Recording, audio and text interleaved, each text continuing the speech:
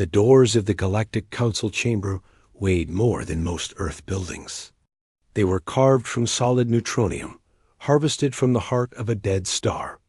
And they had stood for 11,000 years without ever opening for a species as young as humanity. Today, they opened. Admiral Victor Kane stepped through first. He was a tall man with gray eyes and a face that looked like it had been carved from stone. Behind him walked Ambassador Leela Patel, small and elegant in her formal diplomatic robes. And behind her came 4 soldiers in black armor that seemed to drink in the light around them. The chamber stretched before them, like the inside of a cathedral built by giants. The ceiling rose so high that clouds actually formed near the top, drifting between pillars of living crystal that pulsed with soft light. Floating platforms held representatives from over 400 species, arranged in a massive spiral that climbed toward the domed roof. Every platform was designed for a different environment. Some held water. Some held toxic gas. Some held things that human eyes could not properly see. And every single being in that chamber was staring at the humans. The whispers started immediately. They came in clicks and hisses and frequencies that human ears could not hear.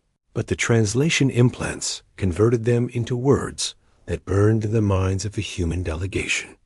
Look at them, walking upright like that. How do their spines not collapse? Their planet has a gravity index of 1.0. Their bones must be like iron. I heard they evolved on a world where the primary atmosphere component is a corrosive oxidizing agent. I heard they consume the flesh of other creatures for energy. I heard their immune systems are so aggressive that they could survive in environments that would kill a Vorthan plague trooper. Admiral Kane did not react to the whispers. He had been briefed on what to expect. Earth had made contact with the galaxy only 18 months ago, and in that time, humanity had gained a reputation that fell somewhere between terrifying and impossible. They were Deathworlders. The term was not meant as a compliment. In a galaxy where most intelligent life evolved on peaceful worlds with stable climates and gentle conditions, Earth was an anomaly. A planet of extreme temperature variations, constant tectonic activity, devastating storms, and an evolutionary history written in blood and extinction events. The fact that anything intelligent had evolved there at all was considered a statistical miracle. The fact that the intelligent species had survived long enough to reach space was considered a statistical impossibility. And yet here they were. High Magistrate. Corinth of the Vallani hegemony rose from its platform near the top of the spiral. The Vallani were ancient, one of the founding species of the Council, and they looked like what might happen if a tree decided to become a spider. 8 limbs of twisted wood supported a body covered in bark-like armor, and a face of glowing amber crystals stared down at the human delegation. This emergency session of the Galactic Council is now in order, Corinth announced, its voice resonating through the translation systems. We are here to address the matter of the Velan distress signal and the unprecedented response of the species known as humanity. A ripple of movement passed through the chamber. Every delegate leaned forward, eager to hear what would happen next. Ambassador Patel stepped forward. Her voice was calm and clear when she spoke. High Magistrate, members of the Council, thank you for receiving us. You misunderstand, Corinth interrupted. You are not here as guests. You are here to explain yourselves. The chamber fell silent. Explain ourselves? Patel asked, her tone unchanged. 23 standard rotations ago, the Velan Corridor Defense Fleet was destroyed by an unknown hostile force. The distress signal they sent before their destruction has been broadcast continuously since then. 412 member species of this council have received that signal. 412 species had declined to respond. The threat assessment was clear. Whatever destroyed the Velan fleet represents an extinction-level danger. Engaging it would be suicide. Corinth's amber eyes blazed. And yet, 47 hours ago, our deep space sensors detected a fleet of 200 ships entering the Valen corridor. A fleet bearing the identification codes of Earth. A fleet that your species sent without consulting this council, without requesting permission, without even notifying us of your intentions. The chamber erupted in sounds that might have been agreement or outrage. It was hard to tell with so many species present. Admiral Kane stepped forward, positioning himself beside Ambassador Patel. "Permission," he said quietly. "You wanted us to ask permission." "That is the protocol," Corinth replied. "No member species may engage in military action within Council-controlled space without prior authorization. The consequences for violation are severe." "We are not a member species," Kane said. "Humanity has not been accepted into the Council. Your rules do not apply to us." The silence that followed was absolute. A Dravian delegate. A creature that resembled a floating mass of crystalline geometry. Emitted a frequency that the translators rendered as cold fury. The human is correct. They have not been granted membership. They have no standing here. They should not even be allowed in this chamber. "And yet you summoned us," Ambassador Patel observed. "You could have ignored our fleet. You could have waited to see what happened. Instead, you opened doors that have not opened for a new species in 3,000 years. And you brought us here to demand explanations." She smiled, and something about that expression made the nearest delegates shift uncomfortably. "You brought us here because you are afraid. Not of us. Of what we might actually succeed in doing." High Magistrate Corinth's crystalline face was impossible to read. The Velen threat has been classified as extinction grade. The defense fleet that was destroyed consisted of 1,500 advanced warships, crewed by 17 different species. They lasted 11 minutes against the enemy. Your fleet of 200 primitive vessels will be annihilated. "Perhaps," Admiral Kane agreed. "But we are going anyway." "Why?" The question came from a different platform, from a Kathrani diplomat whose species resembled massive armored beetles. "Why would you throw away your entire military capability against an enemy that has already proven it cannot be defeated? What do you gain from this suicide?" Kane was quiet for a moment. When he spoke, his voice was soft, but it carried through the entire chamber. 300,000 people died in the Valen corridor. 300,000 citizens of your council, calling for help, calling for 23 rotations. And no one came. He looked around the chamber, meeting the eyes of delegates who quickly looked away. You calculated the odds. You weighed the risks. You decided that those lives were not worth the danger. And maybe you were right. Maybe the smart thing to do is hide behind your borders and hope the enemy does not come for you next. He stepped forward, and something in his bearing made even the most ancient delegates pay attention. But humanity does not calculate lives that way. We do not abandon people because saving them is dangerous. We do not let darkness spread because fighting it is hard. We are not a species that watches others die and does nothing. His gray eyes were cold. Your fleet will reach the Velen corridor in 6 hours. Not 200 ships. We launched another wave after the first. 450 combat vessels, carrying 80,000 soldiers who volunteered, knowing they might not come home. They are not going to ask your permission.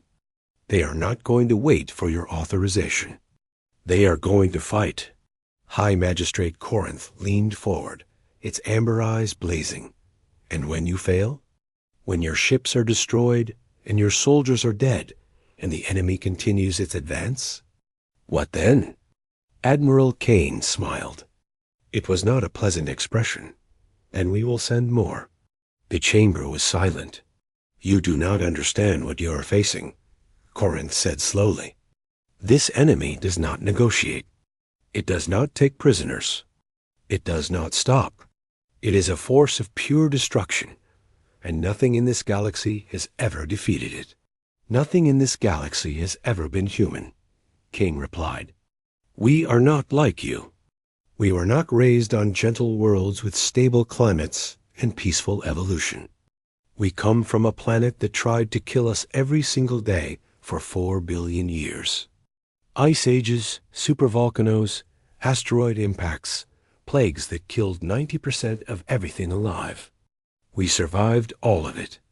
We did not just survive. We conquered.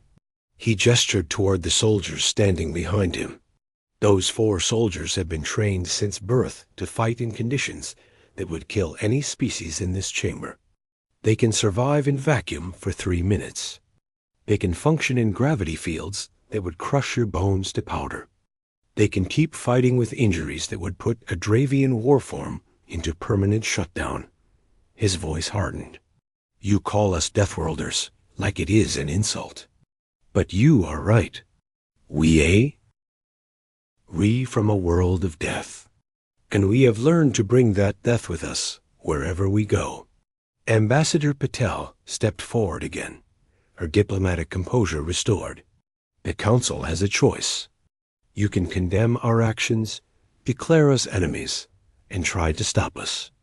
Or you can recognize that, for the first time in 11,000 years, someone is actually willing to fight for this galaxy. She paused.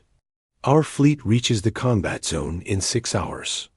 Whatever happens after that will determine the future of every species in this chamber. Choose wisely. She turned and walked toward the neutronium doors. Admiral Kane and the soldiers followed. Behind them, the Galactic Council erupted into chaos. 400 species shouting, arguing, demanding answers that no one had.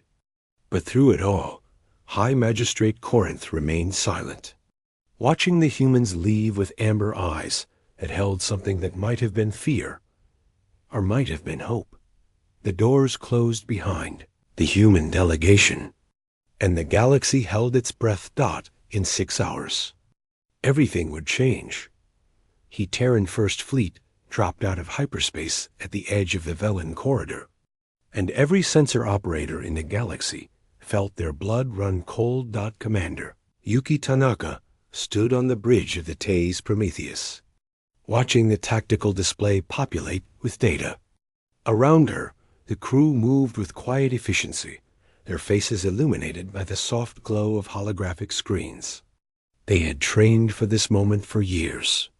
They had known, since the day they first made contact with the galaxy, that something like this would eventually happen. The enemy had a name now. The Galactic Council's intelligence files called them the Harvesters, though no one knew if that was what they called themselves. They were ancient, possibly older than the Council itself, and they had been sleeping in the dark spaces between stars for millennia. The destruction of the Velen corridor had been their first major action in recorded history. It would not be their last. Fleet status. Tanaka ordered. Lieutenant Commander Pavel Novak checked his displays. All 450 ships reporting ready, Commander. The second wave is 2 hours behind us. Admiral Kane sends his regards and says he expects us to leave something for him to shoot at. Tanaka allowed herself a small smile. Tell the Admiral we will try our best. The tactical display updated, and the smile faded. The debris field stretched across 12,000 kilometers of space. It had been the Velen Defense Fleet. 1,500 ships crewed by the finest warriors 17 species could produce. Now it was nothing but twisted metal and frozen bodies, drifting in the eternal silence of the void. Radiation signatures are still active, the science officer reported. Whatever weapons were used here, they left the area contaminated. Recommend all ships engage enhanced shielding. Do it. Tanaka studied the debris pattern. Analysis. What can you tell me about the attack? There was a pause as the ship's systems processed the data. The engagement lasted approximately 11 minutes. The Velen fleet adopted standard defensive formation, consistent with Council combat doctrine. Energy weapon signatures suggest they achieved multiple hits on enemy vessels. However, the debris pattern indicates catastrophic hull failures across the entire fleet within a very short time frame. They hit them, Tanaka said slowly. They hit the enemy. But it did not matter. Correct, Commander. Additionally, spectral analysis of the debris suggests that the weapon used was not purely energy-based.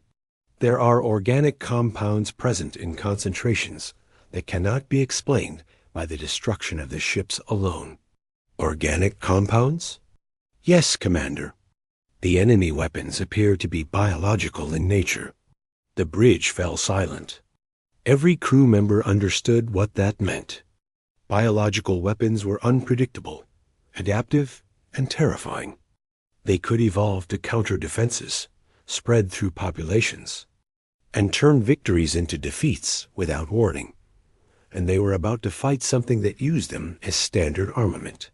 Contact. The sensor operator announced, his voice tight.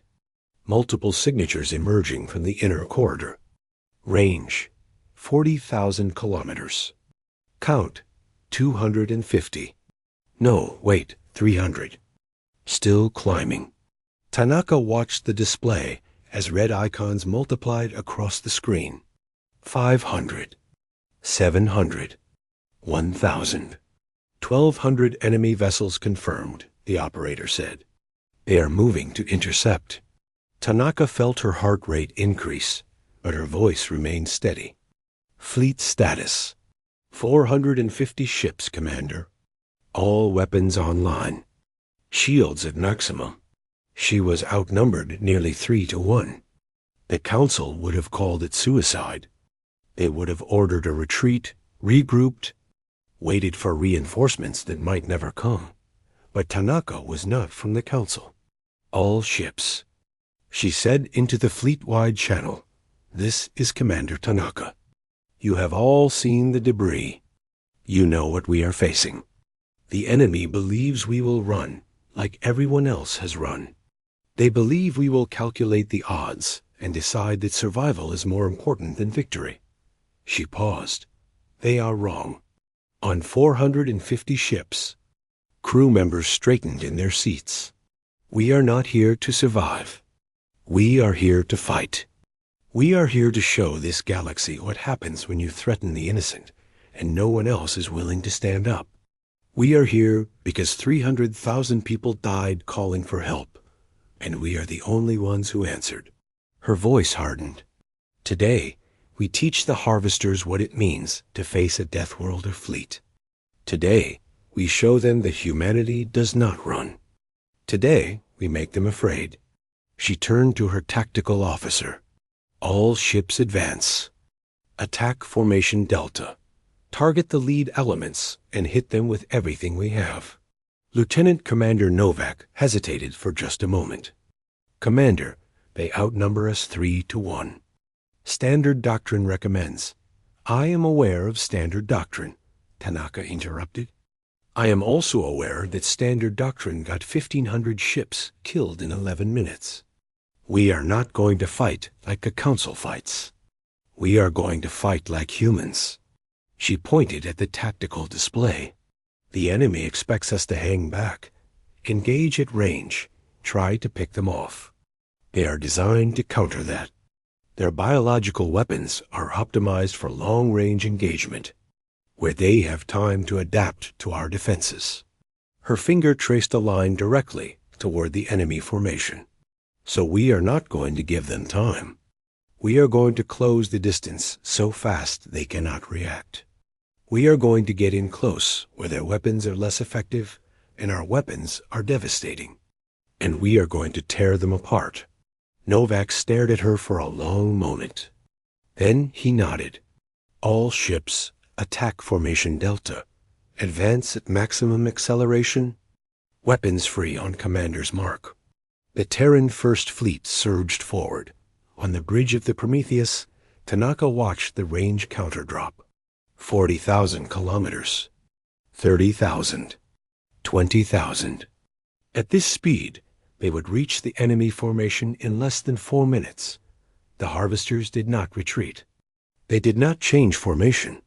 They simply waited, their ships pulsing with that terrible inner light that sensors could not properly categorize. Incoming fire, the sensor operator called. Multiple biological projectiles. Impact in 60 seconds. Point defense systems engage, Tanaka ordered. All ships maintain course and speed. The space between the fleets erupted in fire. The harvester weapons were unlike anything human technology had faced. They were alive, semi-autonomous organisms that could change course, split into multiple warheads, and regenerate from damage. The Terran point defense systems, designed to destroy missiles and kinetic projectiles, struggled against targets that could adapt in real time. 3 ships in the forward squadron were hit. The biological weapons burrowed into their hulls like parasites, spreading through the metal, consuming it from the inside. The crews had seconds to evacuate before their ships began to dissolve. Casualties, Novak reported, his voice grim. 3 ships destroyed. 47 dead. Tanaka did not flinch. Maintain, advance. Weapons range in 30 seconds. The fleets closed. 10,000 kilometers. 5,000. The harvesters fired again, and more ships died, but the human fleet did not slow down. Weapons range achieved, the tactical officer announced. All ships, Tanaka said, her voice cold. Fire. The Terran First Fleet unleashed everything it had. Kinetic projectiles accelerated to a significant fraction of light speed. Plasma lances that could cut through mountains. Nuclear-pumped lasers that turned the void into a storm of deadly light. And something else? Something the Council had never seen before. The humans had been preparing for war since before they left their solar system. They had studied the weapons of every species they encountered, analyzed their strengths and weaknesses, and developed counters for all of them. But they had also developed weapons of their own. Weapons that reflected the brutal evolutionary history of their homeworld. They called them Reapers. The Reapers were not biological. They were not energy-based. They were pure kinetic devastation. Tungsten rods the size of small buildings accelerated to speeds that made them hit like nuclear explosions. There was no way to adapt to them.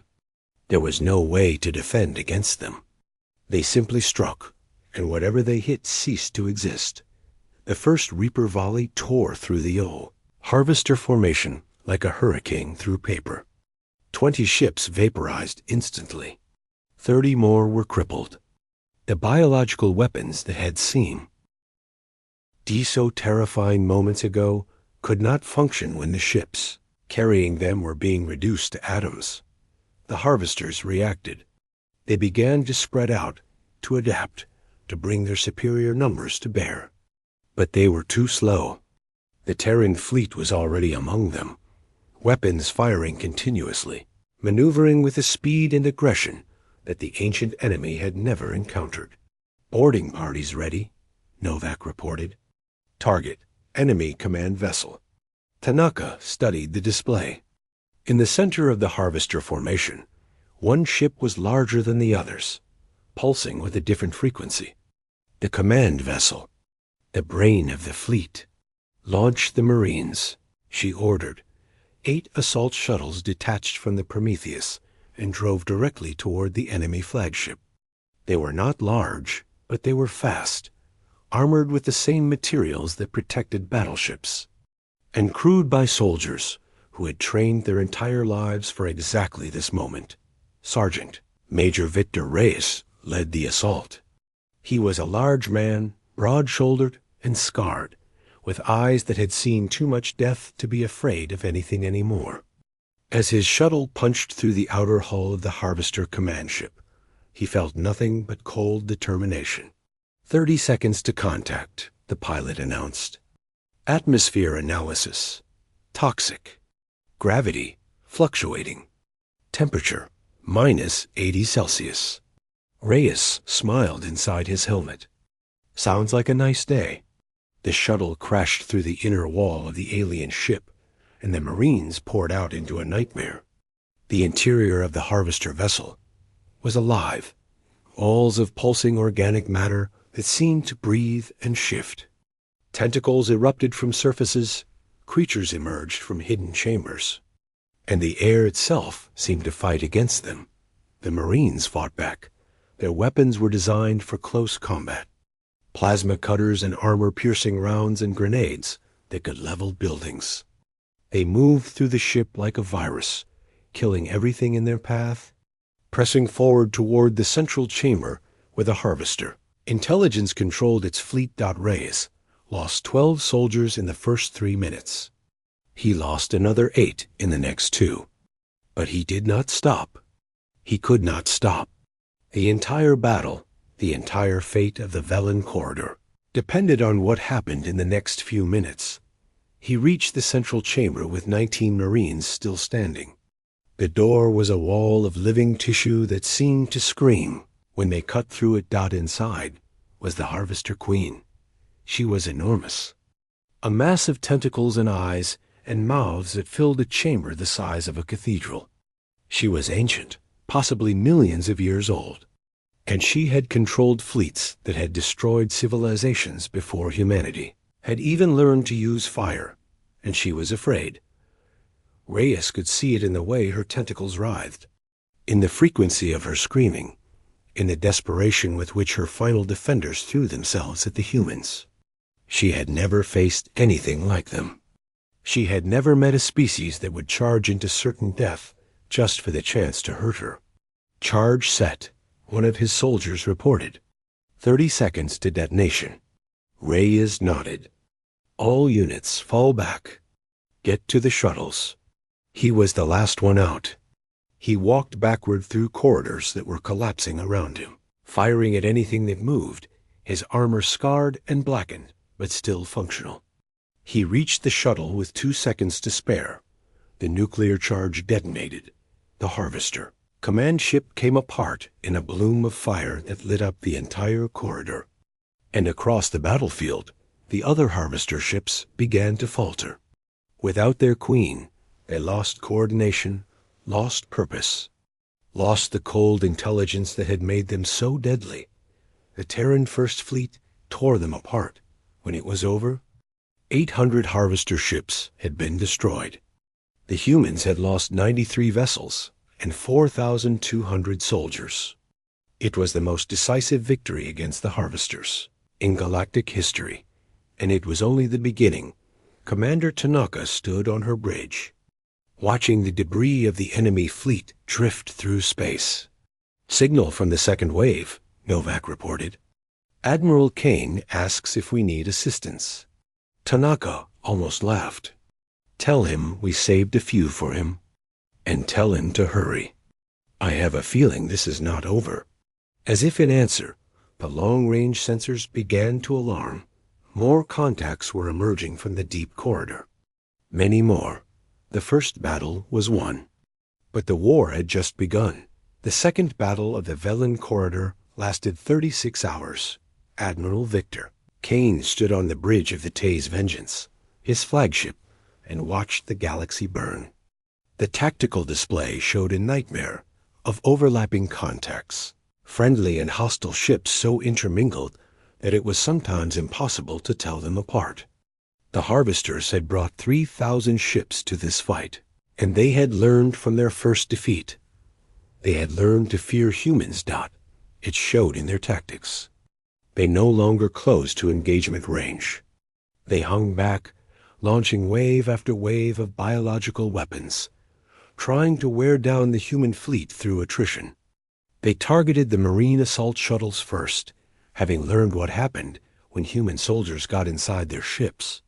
They concentrated fire on damaged vessels, trying to destroy them before they could be evacuated. It was working. The Terran combined fleet had started the battle with 900 ships. After 36 hours of continuous combat, they were down to 512. The crew was exhausted. The ammunition was running low. The medical bays were overflowing with wounded, and still they fought. "Admiral," Commander Tanaka's voice came through the secure channel. She was still aboard the Prometheus, which had somehow survived despite taking damage that would have destroyed any Council vessel.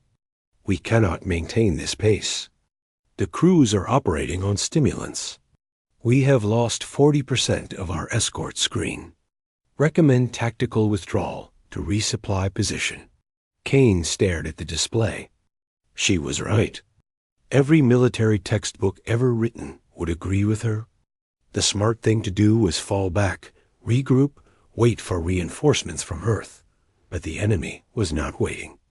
The harvesters were pushing toward the inner worlds, toward the populated systems where billions of Council citizens lived. Every hour the human fleet delayed was an hour the harvesters got closer to their targets. "Negative on withdrawal," Kane said. "But I want all ships to reduce combat intensity. Defensive posture only. Let them think we are weakening." There was a pause. "Sir, I have something planned, Commander." "Trust me." "Understood, Admiral." The channel closed, and Kane turned to his tactical officer. "Status on the Black Fleet?" Lieutenant Maria Santos checked her displays. 12 ships, all running silent. They should be in position within the hour. Kane nodded. The Black Fleet was his secret weapon. 12 ships that had been built in total secrecy, crewed by volunteers who knew they might never come home. They were not designed for conventional combat. They were designed for one thing only: penetration. Signal the Black Fleet. Begin Operation Orpheus. 1,200,000 kilometers away. Captain James Okonkwo received the signal and smiled. The Tay's Phantom was not an impressive ship by most standards. She was small, sleek, and painted in a material that absorbed nearly all electromagnetic radiation. Her engines were designed to produce minimal heat signatures. Her hull was lined with sensors that could detect a grain of sand at planetary distances. She was invisible, and she was about to do something that no ship in galactic history had ever attempted. "All hands," Okonkwo announced, his voice calm. "This is the captain. We have received the go signal for Operation Orpheus. You all know what this means. We are going to fly directly into the heart of the Harvester formation, past their defensive screens, past their Guardian vessels, and we are going to find their central command node." He paused. "Intelligence suggests that the Harvesters are controlled by a network of queens, biological intelligences that coordinate their entire species. The queen we killed in the first battle was one of many. But somewhere in this corridor, there is a hub, a central point where the queens communicate with each other. If we can find it and destroy it, we can break their coordination. We can turn this battle in our favor." His voice hardened. "This is a one-way mission. We all knew that when we volunteered. But I want you to remember why we are here. Not for glory, not for victory, for the people who cannot fight for themselves, for the 300,000 who died in this corridor, for the billions who will die if we fail." He took a breath. "It has been an honor serving with you. Now let us show these monsters what humans can do." The Phantom slipped forward, her engines barely above idle, her hull absorbing the light of distant stars. Around her, the other 11 ships of the Black Fleet followed in perfect formation. They passed the first defensive line without incident. The Harvesters were focused on the main battle, throwing everything they had at the human fleet. They did not expect anyone to be insane enough to try what the Black Fleet was attempting. They passed the second line, and the third. The density of enemy ships increased, but the Phantom was a ghost, sliding through gaps that should not have existed. Using the chaos of the battle as cover, 6 hours into the penetration, they found it. The hub was not a ship. It was a structure, a massive organic construction that hung in space like a tumor. It pulsed with bioluminescence, and even through the shielded hull of the Phantom, Okonkwo could feel something pressing against his mind. The queens were there, hundreds of them, connected to each other and to their fleets through some form of biological communication that human scientists did not fully understand.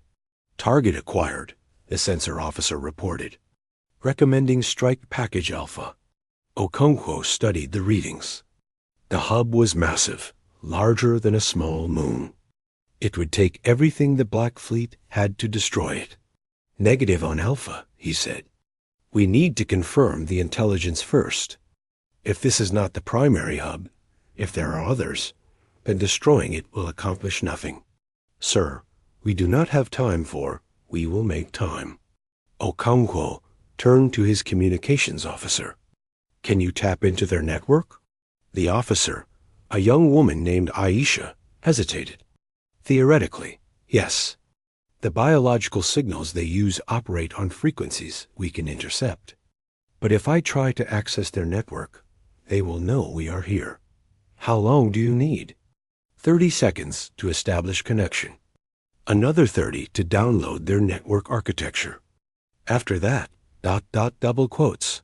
She trailed off. After that, they will kill us. Okonkwo nodded. Do it. Aisha's fingers moved across her console.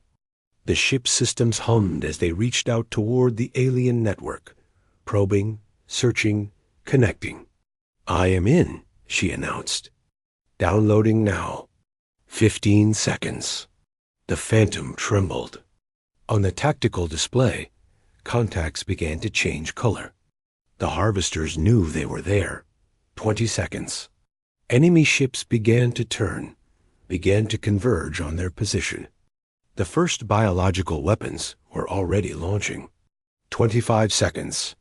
Incoming fire in 40 seconds, the tactical officer warned. Download complete. Aisha pulled her hands back from the console as if it had burned her. I have everything. Network structure, communication protocols, and... Admiral, there is only one hub. This is it. Destroy this, and every queen in the corridor loses coordination. Okonkwo did not hesitate. All ships. Execute Strike Package Omega. Everything we have. Directly into the hub. Do it now. The Black Fleet opened fire. 12 ships, each carrying weapons designed specifically for this moment, unleashed a storm of destruction that lit up the void like a second sun. Nuclear warheads. Antimatter charges. Kinetic penetrators carrying payloads that would have been classified as war crimes on any Council world. The hub screamed. It actually screamed, a frequency that the translation systems rendered as pure agony, broadcast across the entire Harvester network. The queens inside were dying, their ancient minds being torn apart by weapons they had never imagined. The Phantom was hit 17 times in the next 8 seconds. Her shields failed. Her hull breached. Her crew died at their stations, still firing, still fighting, still refusing to give up. Captain James Okonkwo was the last one alive on the bridge.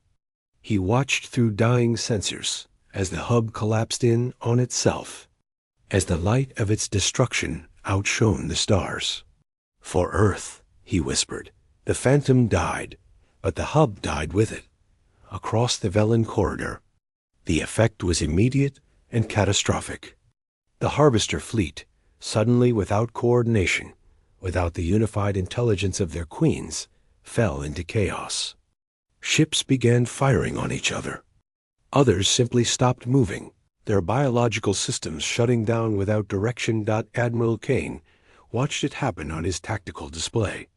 And for the first time in 36 hours, he allowed himself to hope. All ships, he announced. The enemy is in disarray. This is our moment. All units advance. No quarter. No mercy. We end this now. The Terran combined fleet surged forward, and the slaughter began. 3 hours later, it was over. Of the 3,000 Harvester ships that had entered the corridor, none survived. The biological weapons, without queens to guide them, became inert. The guardian creatures that had defended the hub drifted. aimlessly until human vessels destroyed them. The Velen corridor was clear. Admiral Kane stood in the wreckage of what had been his fleet command center, staring at a display that showed the cost of victory. 512 ships had started the final battle. 391 remained. The human death toll was 27,416. Among them were Captain James Okonkwo and the entire crew of the Black Fleet. 12 ships. 1,400 souls. Gone. Commander Tanaka appeared beside him, her face pale with exhaustion. Admiral, we are receiving transmissions from the Council. They want to speak with you? Kane was silent for a long moment. Tell them I will speak with them when I have finished honoring our dead. Tanaka nodded. Yes, sir. She turned to leave, then stopped. Sir? What do we tell them? The Council, I mean. What do we tell them about what happened here? Kane looked at the display one more time. At the names of the dead. At the positions where ships had been destroyed. At the gap in the stars where the hub had stood. We tell them the truth, he said finally.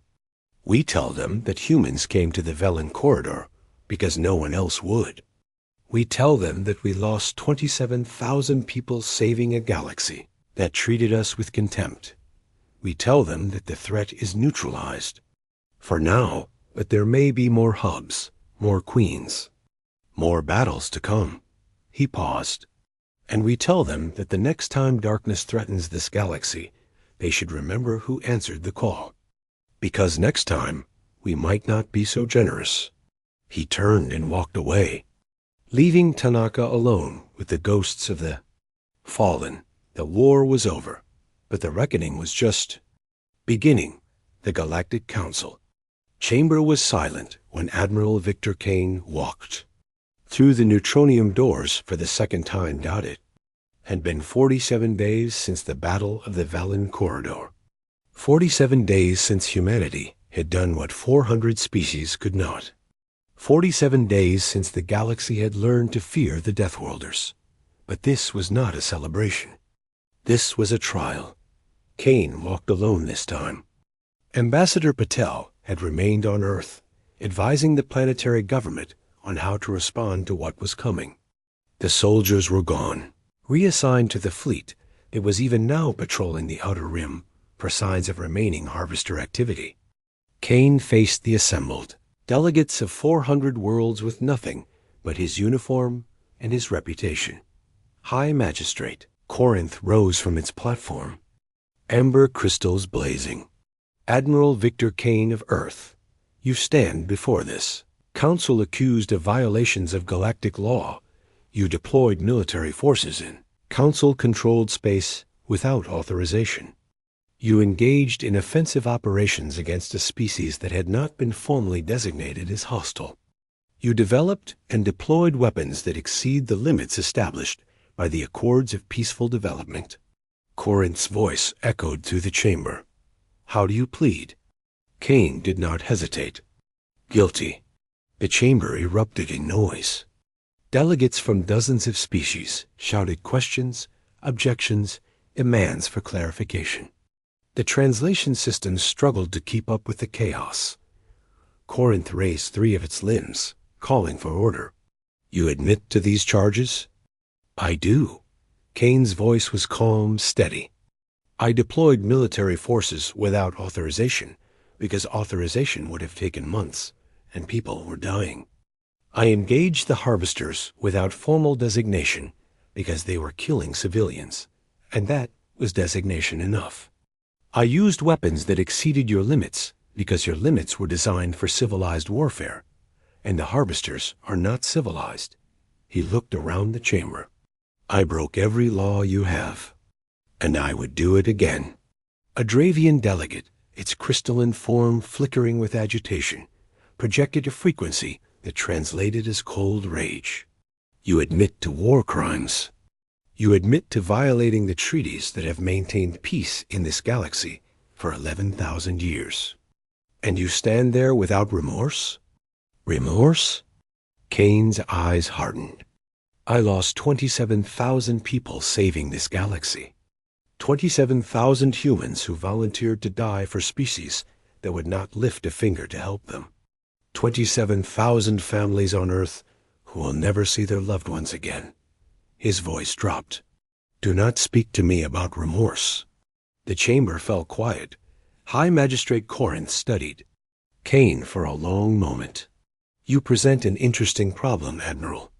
By your own admission, you are guilty of crimes that carry severe penalties under galactic law. Execution is within the range of acceptable punishments. Kane did not flinch. But Corinth continued. You are also the being who saved 300 billion lives in the inner worlds. The being who destroyed a threat that this council was unable to address. The being whose actions have fundamentally altered the balance of power in this galaxy. The ancient tree spider leaned forward. What do you think this council should do with you? Kane was quiet for a moment. When he spoke, his voice seed carried to every corner of the chamber. I think this council should look at itself. I think you should look at the laws you have created, the treaties you have signed, the systems you have built to maintain peace. And I think you should ask yourselves one question. He paused. When the next darkness comes, will your laws save you? The delegates stirred uneasily. 11,000 years ago, the founders of this council came together because they understood a fundamental truth. The galaxy is dangerous. There are things in the dark between stars that do not care about laws or treaties or diplomatic protocols. There are threats that cannot be negotiated with, cannot be appeased, cannot be ignored. Kane gestured toward the stars visible through the crystalline dome. The harvesters were one such threat. They are gone now, but there will be others.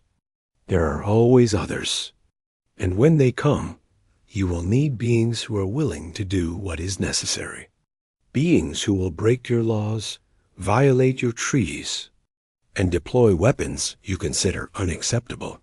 His gaze swept across the chamber. You will need Deathworlders. High Magistrate Corinth was silent for a long moment.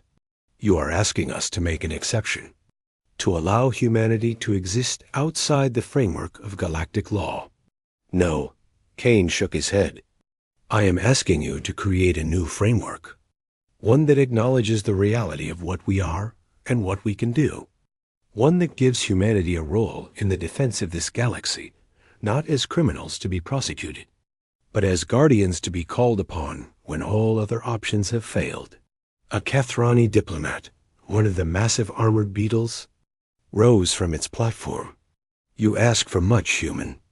You ask us to grant your species authority that has never been given to any member of this council. I ask for nothing. Kane's voice was firm. I am offering you a choice. You can prosecute me for what I did in the Velen corridor. You can condemn humanity as a threat to galactic stability. You can try to contain us, control us, limit our expansion and our military capability. He smiled, and it was not a pleasant expression.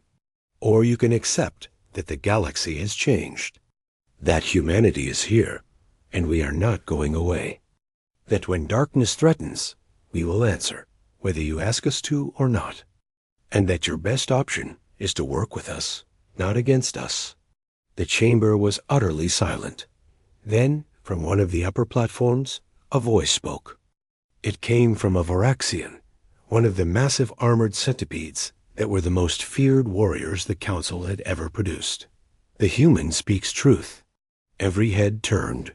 The Varaxian delegate was ancient, its armor scarred by 1,000 battles, its eyes holding the weight of centuries of warfare. I have fought in 17 major conflicts in my lifetime.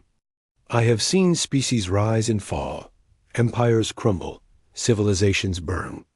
And I have never, in all my years, seen anything like what the humans did in the Velen corridor. The Varaxian rose to its full height. They are not like us. They do not think like us. They do not fight like us. They come from a world that should have killed them, and they survived by becoming harder than their environment. They are brutal and relentless and terrifying. The ancient warrior looked directly at Kane, and they are exactly what this galaxy needs. The murmuring began again, but this time it was different. There was uncertainty in the voices, but also something that might have been hope. High Magistrate Corinth studied Kane with amber eyes that had seen civilizations rise and fall. There is one matter that has not been addressed. The intelligence your fleet recovered from the Harvester Hub. Our analysts have reviewed it. They have found something troubling. Kane felt his stomach tighten. What did they find? The hub you destroyed was not unique. It was one of 12. The harvesters you fought in the Velen corridor were a fraction of their total force. The rest are dormant, scattered across the outer rim, waiting. The chamber erupted in panic. Delegates screamed, shouted, demanded to know more. The chaos was overwhelming. Silence. Kane's voice cut through the noise like a blade. Every being in the chamber turned to look at him. 12 hubs, each controlling a force equivalent to what we faced in the corridor.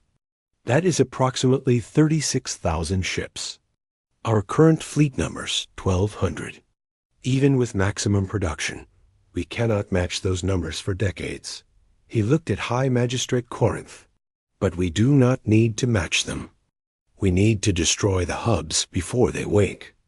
The intelligence we recovered includes the locations of all 12. We know where they are sleeping. We know how to reach them. And we know how to kill them. His voice hardened. But we cannot do it alone. Earth's resources are limited. Our population is small. If we are going to save this galaxy, we need the Council's help. Ships, supplies, soldiers. Whatever you can spare? He paused. This is not a request. This is a warning. The harvesters will wake eventually. When they do, they will come for the inner worlds. They will come for your homes, your families, your civilizations. And if we have not destroyed the hubs by then, nothing will stop them. The chamber was silent. High Magistrate Corinth looked at Kane for a long moment. Then slowly, the ancient being began to make a sound. It took the translation systems a moment to interpret it. Corinth was laughing. You are remarkable. Admiral Kane, you come before this council as an accused criminal, and you leave as the commander of the largest military operation in galactic history. The amber crystals blazed. Very well. The charges against you are suspended pending the completion of your mission. The Galactic Council will provide whatever resources you require. Ships, supplies, personnel. The defense of this galaxy is now your responsibility. Corinth's voice echoed through the chamber. Do not fail us, Deathworlder. Kane saluted, a gesture that meant nothing to most of the assembled delegates, but carried the weight of human military tradition behind it. We do not intend to. He turned and walked toward the neutronium doors. Behind him, the Galactic Council began the process of organizing the largest defensive operation in their 11,000-year history. And somewhere in the dark between stars, 11 hubs pulsed with ancient malice, waiting for the moment when they would wake and consume everything in their path. The race had begun. The combined fleet of the Galactic Council gathered at the edge of known space. And for the first time in 11,000 years, the galaxy was united. 4,000 ships from 200 species hung in formation around the heart of the fleet. The Terran Combined Navy, rebuilt and expanded, now numbering 1,800 vessels. The flagship, the newly commissioned TESS Unity, was the largest warship ever constructed, a testament to what could be achieved when humanity and the Council worked together. Admiral Victor Kane stood on the bridge, watching the tactical display populate with the positions of allied vessels. Beside him, High Magistrate Corinth observed through a holographic presence, its amber crystals flickering with what might have been anticipation. The last hub, Corinth said. 11 have fallen. Only one remains. Kane nodded. The largest, the oldest, the one the harvesters call the Mother. The campaign had taken 3 years. 3 years of battles across the outer rim, each one more desperate than the last. The harvesters had not died easily. As each hub was destroyed, the remaining ones had awakened more of their dormant forces, throwing everything they had at the Allied fleet. The cost had been staggering. 1,200 council ships destroyed, 800 human vessels lost, 300,000 lives from 100 different species, all sacrificed to bring them to this moment. But they had won. 11 hubs had been reduced to atoms, their queens screaming as they died. The harvester fleet, once a force capable of consuming galaxies, was now reduced to a fraction of its former strength, and all that remained was the Mother. Sensor contact, Commander Tanaka reported. She had been promoted after the Velen corridor, given command of her own battle group, and had fought in every major engagement since. Her face was harder now, marked by scars that she refused to have removed. Enemy fleet emerging from the hub perimeter. Count is. Admiral, the count is over 12,000 ships. The bridge fell silent. Kane studied the display. The Mother hub was enormous, larger than the other 11 combined. It hung in space like a wound in reality, pulsing with a light that hurt to look at. Around it, harvester ships poured from hidden docking bays, forming defensive positions that stretched across millions of kilometers. They have been preparing for this, Corinth observed. They knew we would come. Yes, Kane's voice was calm. They have learned from us, adapted, evolved. They are not the mindless monsters we first encountered. The Mother has been watching, learning, preparing countermeasures for everything we have thrown at them. He turned to face the holographic display of his allied commanders. Faces from 100 species looked back at him. Voraxian warriors, Kethrani strategists, Diluvian scientists, and dozens of others who had once considered humans to be primitive savages. Now they followed a human into battle. The enemy outnumbers us 3-1, Kane began. They are defending their most sacred site with everything they have. Our weapons, our tactics, our strategies, they have seen them all before. By every calculation, we should lose this battle. He paused. But calculations have never stopped us before. A ripple of movement passed through the assembled commanders. Some made sounds of agreement. Others simply waited. The Mother hub is different from the others. Our intelligence suggests it is not just a command center. It is the origin point of the entire harvester species. The first queens were born there, millions of years ago. If we destroy it, we do not just break their coordination. We end them, permanently. Kane's eyes hardened. 3 years ago, I stood before the Galactic Council and asked you to trust humanity, to follow us into battle against an enemy that had never been defeated. Many of you thought we were insane. Some of you hoped we would fail. But you followed anyway, because you had no other choice. He looked at each commander in turn.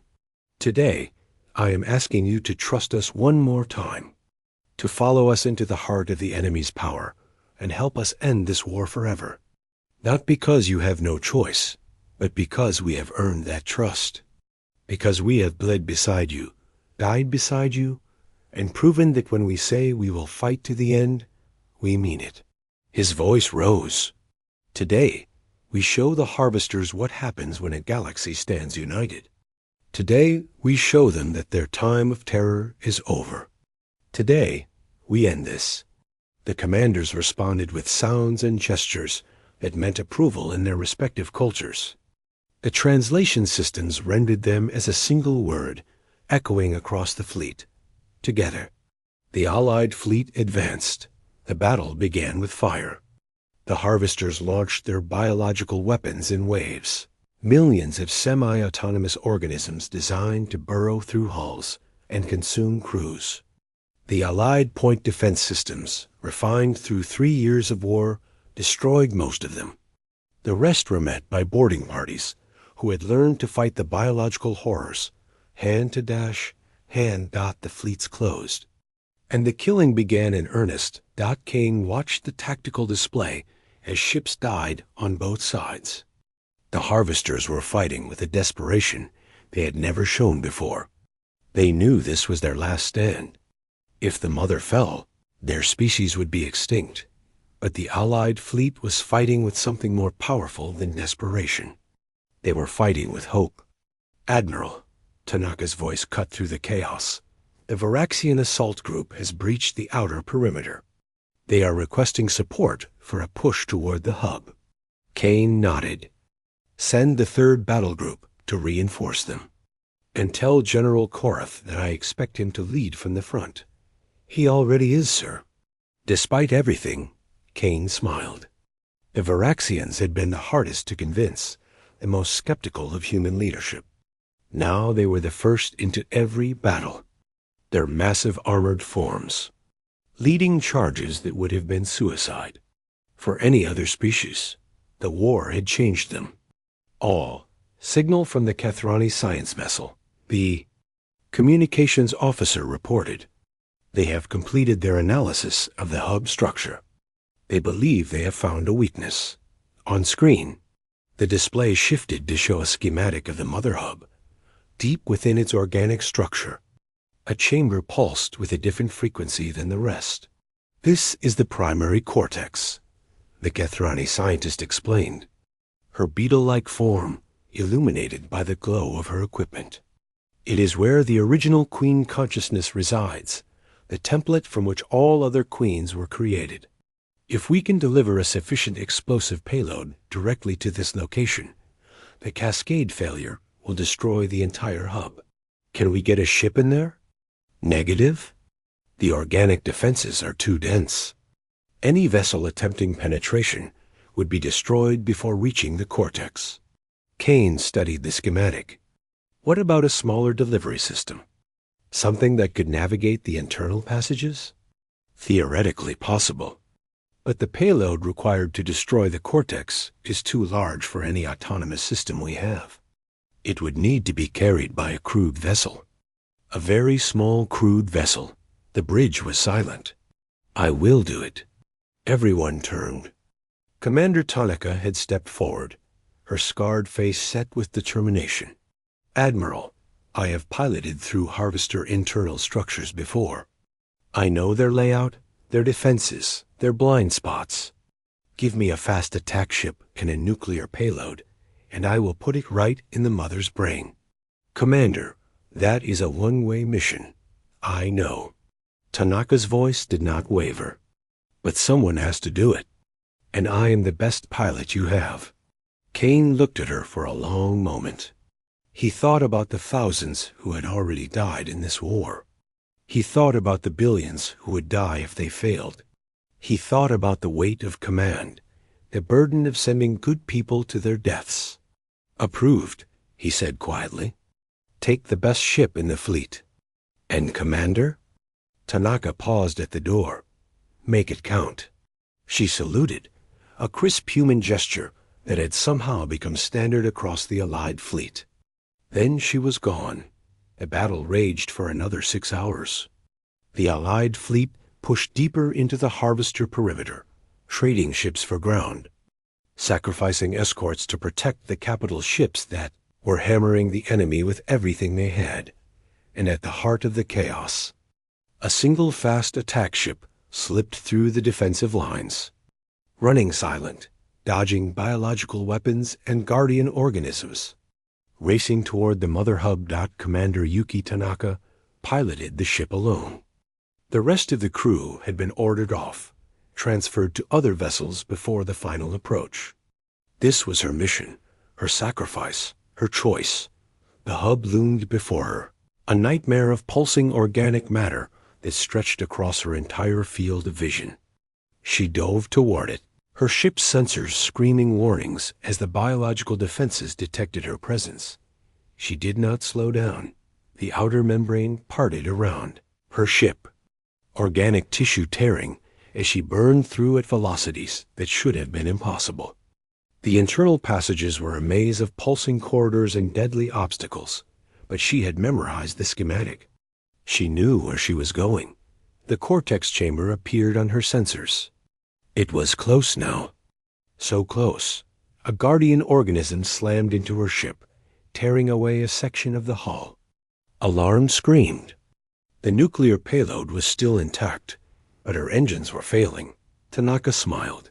"Admiral Kane," she said into the open channel, knowing that her words would be heard across the entire fleet. "It has been an honor." She activated the manual detonation sequence. The nuclear fire bloomed in the heart of the mother hub. The ancient organic structure, millions of years old, began to die. Cascade failures rippled outward from the cortex, destroying queens that had lived since before the council existed. The screaming started, broadcast across every harvester frequency, a death cry that echoed across the stars. And then silence. Across the battlefield, the harvester fleet stopped. Ships that had been fighting with desperate fury suddenly went dark, their biological systems shutting down without the mother to guide them. Some drifted aimlessly. Others simply died, their crews dissolving into organic slush without the network that had sustained them. The war was over. Admiral Kane stood on the bridge of the Unity, watching the last of the harvesters die. Around him, the crew was cheering, embracing, weeping with relief.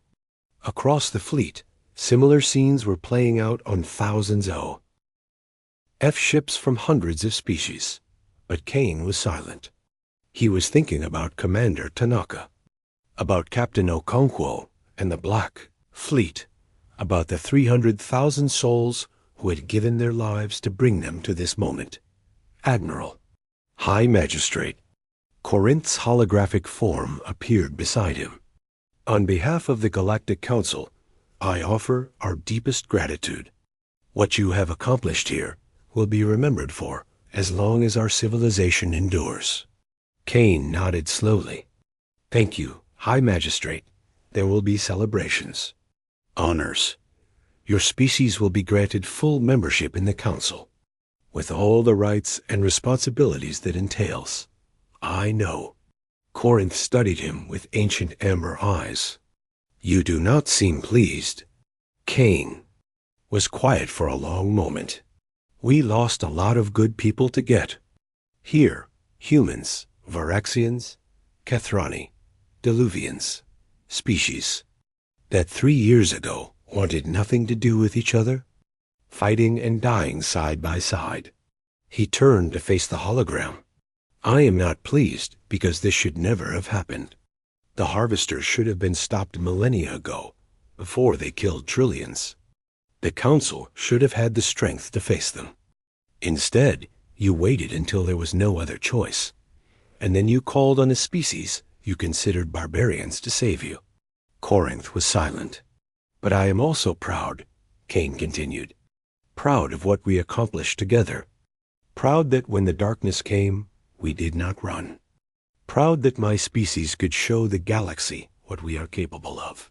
He looked out at the stars, at the debris field that marked the grave of the Mother Hub, at the fleet of ships that represented the first true unity the galaxy had ever known. Humanity came to the stars looking for our place in the universe. We found it here, fighting for those who could not fight for themselves. That is who we are. That is what we will always be." He turned to Corinth. "Remember that. When the next darkness comes, and there will always be a next darkness, remember that Earth will answer. Because that is what Deathworlders do. We face the monsters. We stand in the fire. And we do not back down." Corinth bowed, a gesture of respect that the ancient being had never offered to any species before. "We will remember. Admiral Kane, we will remember." The Allied fleet began the long journey home. Behind them, the remains of the Harvester civilization drifted in the void, a monument to what could be achieved when a galaxy stood together. And on Earth, in a garden overlooking the Pacific Ocean, a memorial was being prepared. It would bear the names of every human who had died in the war. 54,000 souls who had given everything so that others might live. At the top of the list was Commander Yuki Tanaka. Below her name, carved in stone that would last for millennia, were words that every species in the galaxy would come to know. We do not run from the dark. We carry torches. The war was over, but the legend of humanity had just begun.